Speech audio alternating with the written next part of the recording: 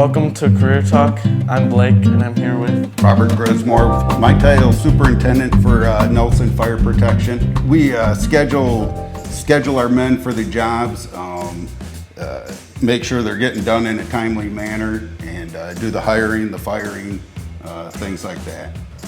Can you tell me a little bit more about what we're looking at over here? Right. You have your incoming water supply here, your backflow here so that your water doesn't get back in with your domestic, because this water sits stagnant and it's nasty, you know, so you don't want it mixing with your domestic. So you have a double check here valve to prevent that. Again, your FDC, which is your fire department connection, this runs out to the outside of the building. And that's where the fire department, if you don't have enough water supply here, they'll hook their trucks, pump in to give you a boost in water pressure. We have two wet systems that go to your heated areas, and it's probably first and a second floor, and I'm guessing on that. And we also have hose valves in the stairwells that the fire department can hook two hoses to help combat a fire. And here we have a dry system. This system will be air from here up and water on the downside. And that's in your cold areas to prevent freezing. And once a head pops, it will release the air, which will in turn, this clapper will release and flood the system to get water to it. So are you inspecting or building this? We're assembling it now, getting it ready. The inspections will come once we're complete. The fire department will give us approval that we've done our job properly, and therefore you'll have life safety system installed in the stadium. If someone wanted to be in your position, where should they get started and what should they do? In my position, you need to get into the apprenticeship program, work through your 5-year apprenticeship, and do your job and do it well. And you know, there's always possibilities for every company I know has a superintendent. So, and as far as fire sprinkler fitters, the demand is high right now. We're finding it very hard to find kids who want to come out into the building trades to work. Do you have any special training or degrees? We do go through a 5-year apprenticeship.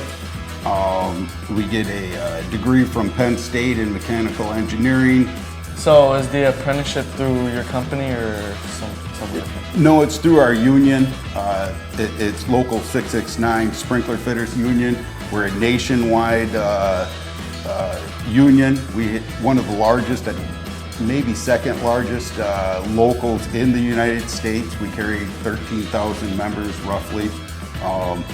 You apply through them, but you can apply, every company can hire their own apprentices through that association. What's the process for an apprenticeship? We'll take people of any age. We don't discriminate. We do like to get kids right out of high school to teach them the way we like to have things done, and all we really look for is some sort of commitment from that kid that he had good grades, good attendance at school, and some sort of work ethic. And from there we can sort of mold them into what we need as a company and to make him a good sprinkler fitter. What are key skills for this job? Key skills: strong back. And actually, I can't even say weak mind. You gotta have a strong mind too, and just willingness to work, because it is work. It isn't, you know, it's a physical job. I don't know what you want more than that. When you were in high school, did you know what you wanted to be? Not a clue. Not a clue. I used to take care of horses and race horses, so yeah, it was quite a change. I sort of married into it, but anyhow. So you said you work on schools often. How is a stadium different from a school? You know, this stadium, ABC Supply Stadium here, is a new construction where a lot of our schools are retrofits. So we go in June 1st to August first is normally what we have for a window to accomplish a job which will require multiple people and an existing condition, which is much harder than a new construction type job. In your 31 years, how has your job changed? A lot has changed in the trades in 31 years. Back in the day, you did a lot of jobs on a handshake. Now everything's documented, signed, and you're still not sure on some things. People have changed in the trade. Used to be the brickies come in, the tinners come in, everyone had an order. Now everybody comes in and it's a free-for-all, and first guy in wins. You know, it's a different world. What advice would you give yourself like 10, 20 years ago? Edit that pause. My advice 20 years ago, I'll be honest, I second thought myself because it is a demanding job, but I also got lucky 20 years ago and went into the office portion of it. So the physical and part of it was taken out of it for me, most part, you know, or mostly. But I'm glad I stuck with it because it is, you know, rewarding at the end. You have good pension, you have good benefits, you know, you get your insurance after retirement, stuff like that. And those are things 20 years ago you started thinking about, you know, and thankful for them today. Let me take you out and show you the guys who are putting in our system right now. Okay, sounds good. I'm going to Hollywood. Come on, Blake.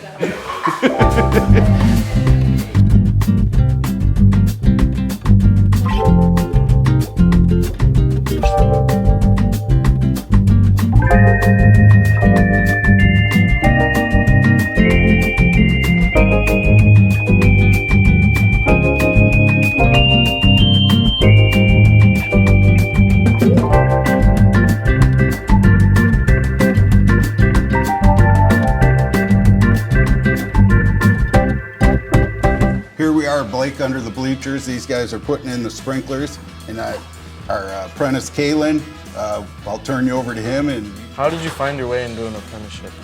Well, I worked a little bit in the shop. My dad was foreman in the shop, so I got to come in and help with that. I talked to him about it, and he wanted to get me into it, and so I went for it. Quit my job, came here. It's probably the best thing I ever did.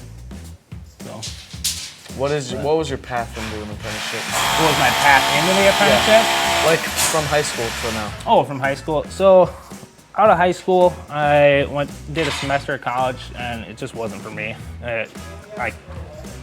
For some reason, it just didn't click with me. So I did a couple oddball jobs just here and there.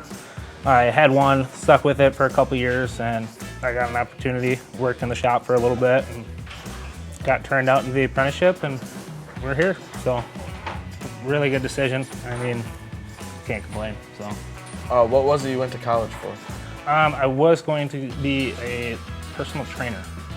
So I was really actually into Olympic lifting and all that stuff, and competed in it for a little bit. And that was kind of my passion, but it just wasn't kind of the moneymaker I was looking for, and just kind of drifted away from that and more towards this.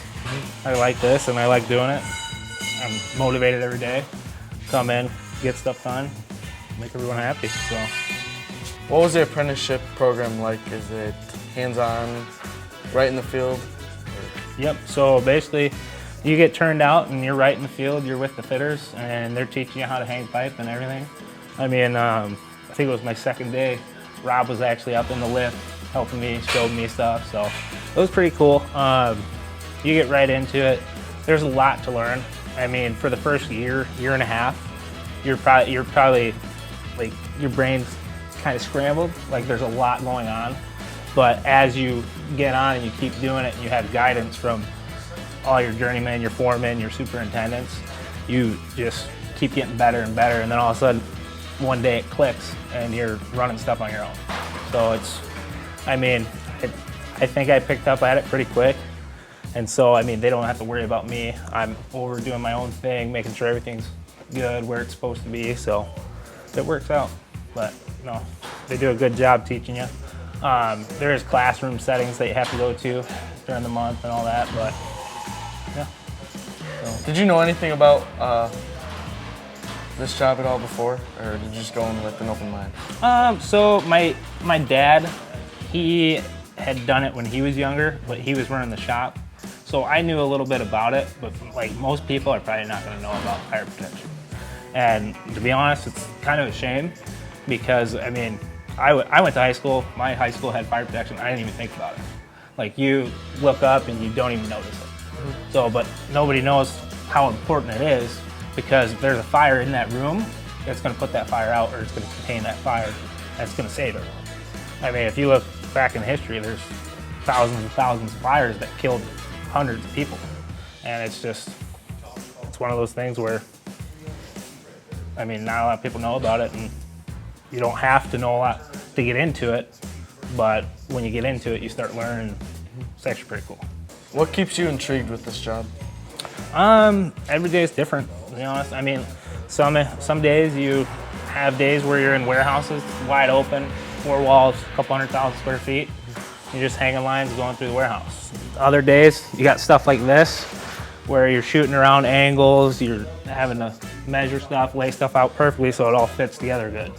So, I mean, it keeps you on your toes every day, and it keeps you motivated. It's fun. You're constantly learning. So, yeah. Wow, what does your typical day look like? A typical day? So normally we either start at 6 or 7 o'clock. Me as an apprentice, normally you come in, get all the tools out, make sure all the batteries are fully charged. If batteries aren't fully charged, you get them charging. Make sure you're getting stuff laid out. So you'll cut hangers, kind of like we're doing right now to hang the pipe. You'll cut hangers, make sure, cut rods, make sure hangers are all ready, couplings are all ready. Just basically you're getting together material and all that stuff. So you're making sure that your foreman and your journeyman they don't have to worry about the simple stuff. So, but then once you've done that, you start hanging lines, you're running through and just going through that. So, what are some tools and material you use throughout the day? So tools, like one of our big tools is an impact. So basically these are our couplings. These are what we join our pipe and our fittings with. And we use an impact. I don't know if we have one over here. We use an impact to tighten those down. We just torque them down, and that pretty much holds them all together. Another one, like what we're doing right now, is we'll use a hammer drill. You got a hammer drill on you? This big guy. Yep. So we got a hammer drill. That's basically to drill into concrete, block walls, all that, and you put your anchors in with either an impact or an adapter for this. You got to make sure you have your vacuum on it because the new silica stuff that goes on, the silica is pretty dangerous, I guess. So, but yeah. So those are a couple of our tools, and we got porta bands, which we got right here, which we use to cut rod, cut pipe, pretty much anything. Pretty high tech now. All right, the older guys talk about how they had to use a what's it called, a hacksaw. I don't even know what one of those is anymore. So, but yeah. What are your favorite parts of the day, or what you're doing throughout the day? Honestly, just working together, working with the guys. You get to know the guys pretty well, and you're working as a team. So, I mean, you're all in it together. You're all trying to get it done together, and I mean, you start hanging out with the guys outside of work, and it's just all around. It's just good. I have no complaints, to be honest. Can you tell me what this is right here? So this is a power drive. Normally we'll put so this is a grooving attachment. So to put those couplings on, about 1 inch back from the end of the pipe, it throws a groove on it, and that's what, like, you can couple those together. Also, there's a carriage for a threader. So we'll basically take this off, we'll put that on, and we're able to thread like 1 inch up to 2 inch on here. So. Is a baseball stadium unique from any other jobs you've done? Yes, this one is, so like as you can see in here, you're running a piece of pipe and you have either a 15 or a 30-degree angle, and you have to run another piece of pipe and then you're wrapping around. With the baseball stadium, I mean, a lot of people are gonna see it and a lot of people are gonna be in here, and so they've actually been kind of like rearranging stuff, not rearranging stuff, but there's been like change orders to where they didn't like how something looked, so we got to go back and change it and redo it from there. So, but no, I mean it's pretty cool. There's a lot that goes into it. Yeah, that's about all I can say about baseball stadium. So, oh, sorry. Sorry. Is there any advice you'd give to a high school student looking to become what you are? Do it. I mean, honestly, it was probably the best decision I ever made financially for me and my future family and all that, because I didn't have to pay for college. Got right into it, was immediately getting paid. You're learning on the job, you're learning everything you need to know. You're going to classes, you're invested in yourself, and basically, and honestly, I'd probably make 3 times more money than I would have coming out of college. So I mean, it's a very good career, and there's not enough kids in it, to be honest. So yeah, all the other guys are getting older, so I got to take their place. Well, thank you for your time. I appreciate it. All right, sounds good. Thank you for having me on. Thank you guys for watching. If you have any more questions, contact CareerTalk or Nelson Fire Protection. Good.